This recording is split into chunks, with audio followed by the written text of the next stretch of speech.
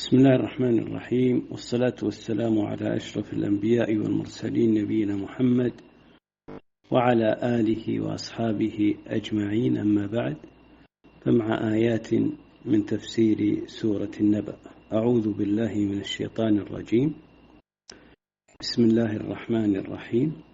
عما يتساءلون عن النبأ العظيم الذي هم فيه مختلفون.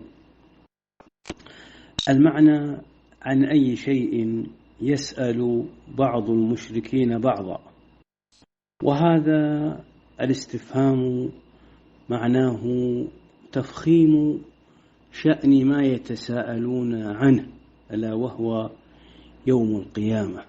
ثم جاء الجواب من الله عز وجل عن النبأ العظيم، أي يتساءل هؤلاء المشركون عن الخبر الهائل المهم، ألا وهو يوم البعث والنشور الذي هم فيه مختلفون. يعني أن المشركين مترددون بين الإقرار والإنكار، بين مصدق ومكذب بالبعث. قال تعالى: كلا سيعلمون ثم كلا سيعلمون. كلا هنا معناها الزجر والنهي عن هذا التساؤل، لأنهم سيعلمون ما يحل بهم من البعث والحساب، فهو حق لا مرية ولا شك فيه. قال تعالى: ثم كلا سيعلمون، يعني سيعلمون بعد الموت أن ذلك حق وأنه صدق. وتكررت الآية كلا سيعلمون ثم كلا سيعلمون، هذا التكرار من أجل التأكيد ومن أجل المبالغة، فلا يليق ولا ينبغي أن يختلف الناس في شأن البعث والجزاء. والقرآن كلام الله عز وجل هو الذي أخبر به، فهو حق لا مرية فيه.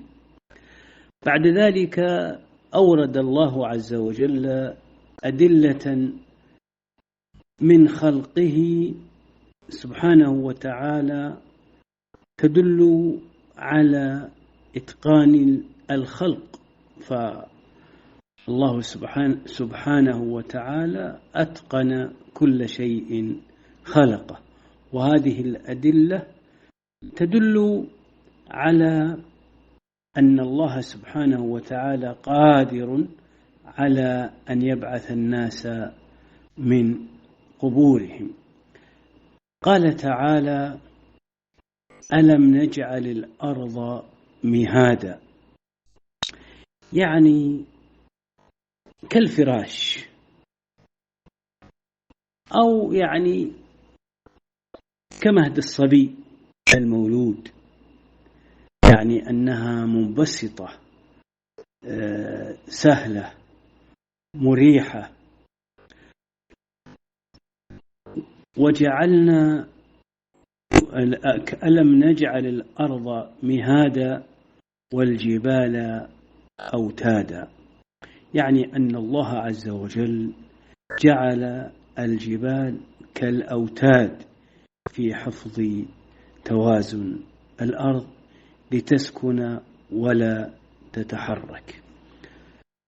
أيضا وخلقكم أزواجا، يعني خلق الله البشر ذكورا وإناثا. ثم ذكر الله النوم: وجعلنا نومكم سباتا، يعني سباتا راحة للأبدان وقطعا للأعمال.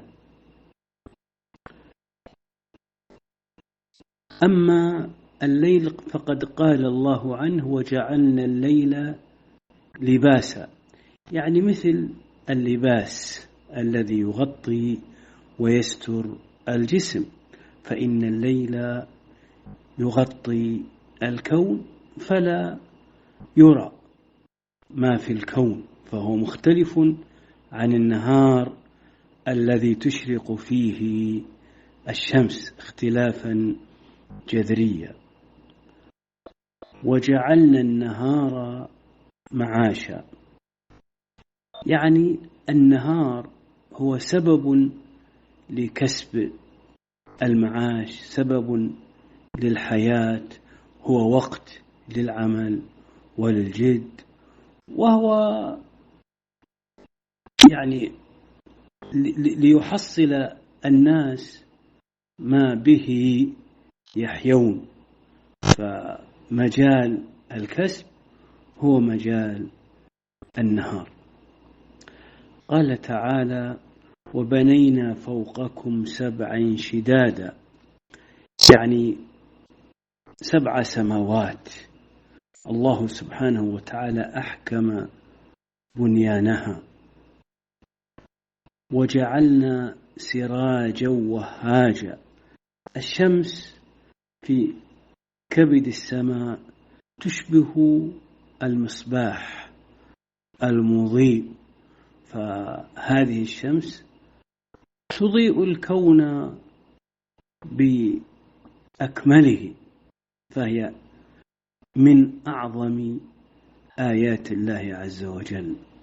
وأنزلنا من المعصرات ماء ثجاجا، المعصرات السحب، الغيوم، لأنها إذا شاء الله وحان وقت نزول مائها وهو العصر، يعني عصرها، حان وقت عصرها،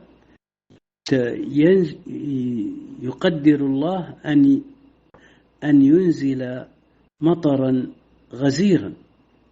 إذن المعصرات السحب الممتلئة ماء، وهذا المطر يجعل الله عز وجل فيه خيرا كثيرا للبشر وللبهائم، لنخرج به حبا ونباتا، يعني أن المطر سبب لاستفادة الناس من الحبوب التي يضعونها كالحنطة والشعير ونحوهما مما يأكله البشر. فإن الله عز وجل إذا أنزل المطر ووضع الناس هذه الحبوب فإنها بقدرة الله عز وجل تستوي ويستفيد الناس منها. كذلك فإن المطر سبب لنبات الربيع الذي تكتسي الأرض فيها من الزينة، يعني يكون علفا للدواب والحشائش المتنوعة التي يعني تكون من أسباب أن تكون الدواب سمينة وأن يوجد فيها الحليب. فهو توفيق من الله عز وجل، وهو نعمة ينعمها الله عز وجل على عباده. وأنزلنا من المعصرات ماء ثجاجا كثيرا لنخرج به حبا يأكله البشر ونباتا تأكله الدواب وجنات ألفافا، يعني بساتين متقاربة وأغصانها تلتف على بعض، وذلك لجودتها. وهذا مشاهد في كثير من البلاد، والله أسأل أن يوفقنا لما يحبه ويرضاه. والسلام عليكم ورحمة الله وبركاته.